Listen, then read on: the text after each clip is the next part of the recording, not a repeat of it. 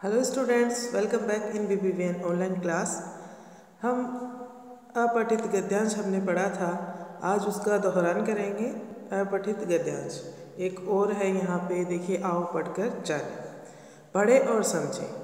अपठित, अपठित का मतलब है जो पहले से पढ़ा गया ना हो, और एक होता है पठित गद्यांश जो आपका पढ़ा हुआ होता है। पठित गद्यांश वे होते हैं जो आपकी बुक में से ही, आपकी पुस्तक में से ही आपको दिए जाते हैं। एक पैराग्राफ दे देते हैं पुस्तक में से और उसके अनुसार प्रश्न दे देते हैं। प्रश्नों के उत्तर गद्यांश में से आपको छांटने होते हैं। ओके, तो आज हम पढ़ रहे हैं अपठित गद्यांश। जो आपका पढ़ा गया ना हो उसे कहते हैं अपठित। ऐसे गद्यांश या काव्यांश को पढ़कर अपने आप समझकर और उनके प्रश्नों के उत्तर लिखने होते हैं। कोई भी ऐसा गद्यांश या काव्यांश जो काव्य का अंश होता है, यानी कविताओं का अंश होता है उसे, या फिर गद्य का अंश होता है उसे आपको पढ़ना होता है, समझना होता है और प्रश्नों के उत्तर देने होते हैं। बच्चों, दिए गए गद्यांश को जरा पढ़िए। यह तो हमने पहले कभी नहीं पढ़ा। अब आप अगर गद्यांश को पढ़ेंगे तो आपको लगेगा कि ये तो हमने पहले कभी नहीं पढ़ा। वही होता है अपठित। हाँ, अब आप इस अपठित गद्यांश को ध्यान से पढ़िए। फूलों की चादर ओढ़े, यह पेड़ मार्च अप्रैल से लेकर जुलाई तक गर्मी सहता है। इसके चटक लाल और रंगीन फूल से इस गर्मी में आँखों में ठंडक महसूस होती है।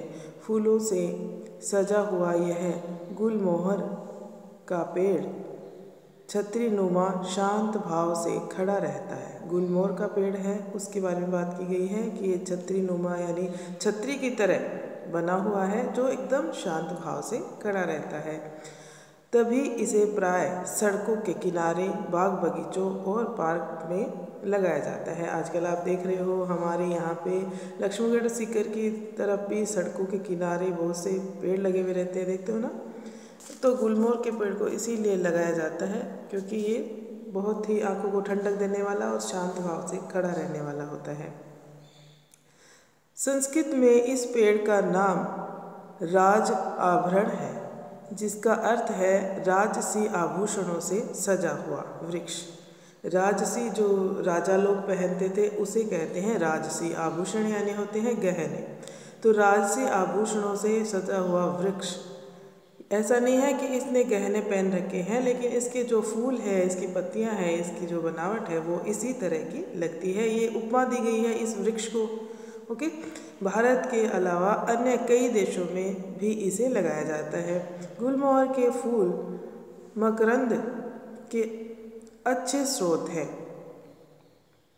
शहद की मक्खियाँ इन फूलों पर खूब मंडराती है। मकरंद जो शहद बनाने के लिए काम आता है, उसके लिए कहा गया है कि फूलों से जो मधुमक्खियाँ हैं, मक्खियाँ हैं, पहले फूलों से पराग लेती है, उसके बाद में वो जो शहद बनाती है। तो ये बहुत ही अच्छे तरीके से ये गुलमोहर के फूल जो है वो काम आते हैं मकरंद बनाने में।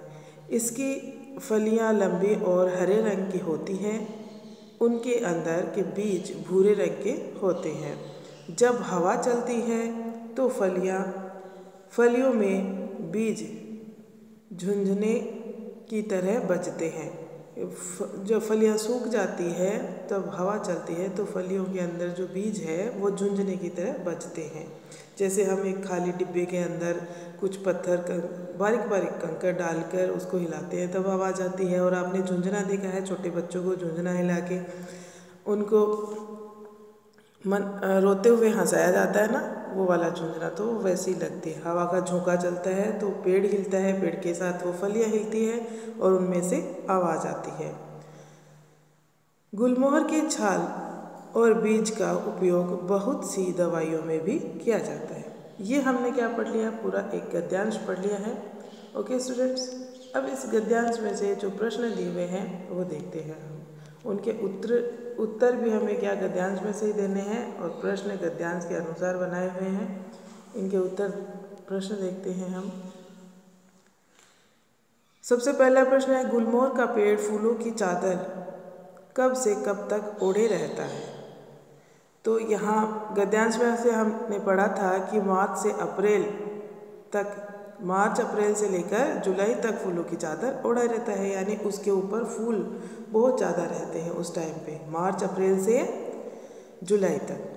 दूसरा प्रश्न है गुलमोहर के पेड़ को कहाँ कहाँ लगाया जाता है। गुलमोहर, ये भी हमने उसमें पढ़ा था, पैराग्राफ में हमने पढ़ा था गद्यांश के अंदर कि कहाँ कहाँ सड़कों के किनारे, बगीचों में, पार्क में, सब जगह लगाया जाता है ना। नेक्स्ट प्रश्न है गुलमोहर के शहद की मक्खियाँ गुलमोहर के फूलों पर क्यों मंडराती हैं। मकरंद बनाने के लिए, क्योंकि अच्छा मकरंद मिलता है, तो गुलमोहर के फूलों से मकरंद मिलता है, इसलिए शहद की मक्खियाँ गुलमोहर के पेड़ पे मंडराती हैं। ओके, देखिए आपने यहाँ पे देखा कि बहुत ही शॉर्ट, बहुत ही संक्षिप्त के अंदर आंसर दिया हुआ है, तो आपको भी संक्षिप्त आंसर देना है। ऐसे नहीं है आप 4 लाइनें लिख देंगे, जितना गद्यांश के अंदर छोटा उत्तर लिखेंगे आप उतना ही वह सही रहता है। अपनी भाषा के अंदर उत्तर लिख सकते हैं, ये नहीं कि वो लाइनें उठा के आपको लिखनी है, ऐसा नहीं है। आप अपनी भाषा में वो लाइनें लिख सकते हैं। 1 या 1.5 लाइन में उत्तर दे, अधिक से अधिक हो सके तो एक वाक्य में, एक शब्द में भी आप उत्तर दे सकते हैं, अगर एक शब्द में ही है तो। अब देखिए शब्दों के उत्तर लिखिए। राज आभरण का क्या अर्थ होता है। राज आभरण का अर्थ देखो, राजसी आभूषणों से सजा हुआ वृक्ष। ठीक है। गुलमोहर के फूल किसके स्रोत हैं। मकरंद के। ये देखिए एक शब्द में उत्तर मिल गया कि गुलमोहर के फूल किसके स्रोत हैं। मकरंद के। अब इतना लंबा लिखने की ज़रूरत नहीं है कि गुलमोहर के फूल मकरंद के अच्छे स्रोत हैं, उन पे मधुमक्खियाँ उनसे पराग लेती है। इतना लंबा आपको वहाँ से उठा के लिखना नहीं है, आपको बिल्कुल छोटा करके इसमें जितना पूछा गया है सिर्फ उसी का उत्तर देना है। ठीक। गुलमोहर के किस किस भाग से दवाइयाँ बनती है। हमने पढ़ा था छाल और बीज से, तो बस इतना ही लिखना है, छाल और बीज। हमने आज ये दोहरान मैंने इसीलिए करवाया है कि आप जो प्रश्नों के उत्तर लिखते हैं वो वैसे के वैसे उठा के उसमें से 2-3 लाइनें आप छाप देते हैं, तो वो सही नहीं होता, वो गलत हो जाता है। उत्तर हमें अपनी भाषा में एकदम छोटा करके लिखना होता है, सिर्फ उस प्रश्न का उत्तर उसमें आ जाए, इतना ही लिखना होता है। अब देखिए नेक्स्ट प्रश्न इसी तरह दिया हुआ है। गुलमोहर, ये तो हो गया हमारा। गद्यांश में आए 4 शब्द, 4 शब्द लिखिए। कौन से शब्द लिखने हैं। विशेषण देखिए, छतरीनुमा, शांत, लंबी, लाल, इस तरह के ये विशेषण हो गए। क्रिया शब्द भी है, सहता है, खड़ा रहता है, मंडराती है, बजते हैं। क्रिया देखिए, संज्ञा और सर्वनाम की विशेषता बताने वाले शब्दों को विशेषण कहते हैं, आपको आता ही है। और क्रिया जो कार्य कर रहा है, कार्य हो रहा है, कार्य करने या होने को क्रिया कहते हैं। तो जिन भी शब्दों में कार्य करना और होना पाया जा रहा है वो वाले शब्द आप लिख सकते हैं। गद्यांश के लिए अच्छा सा शीर्षक। अब गद्यांश के लिए सबसे अच्छा शीर्षक पूरे गद्यांश के अंदर किसके बारे में बताया गया है। गुलमोहर के लिए। तो आप इसके लिए अच्छा शीर्षक यही होगा, गुलमोहर। देखिए, गुलमोहर का वृक्ष, गर्मियों का शांत गुलमोहर, कोई सा भी दे सकते हैं। ओके, तो इस तरह से आपको गद्यांश में से प्रश्नों के उत्तर छाड़ने होते हैं। हम नेक्स्ट वीडियो में और भी गद्यांश का दोहरान करेंगे। ओके स्टूडेंट्स, आप अपनी बुक में जो भी गद्यांश दिए हुए हैं उनको ध्यान से पढ़ें और उन प्रश्नों के उत्तर वहाँ पे बुक में करें। Thank you.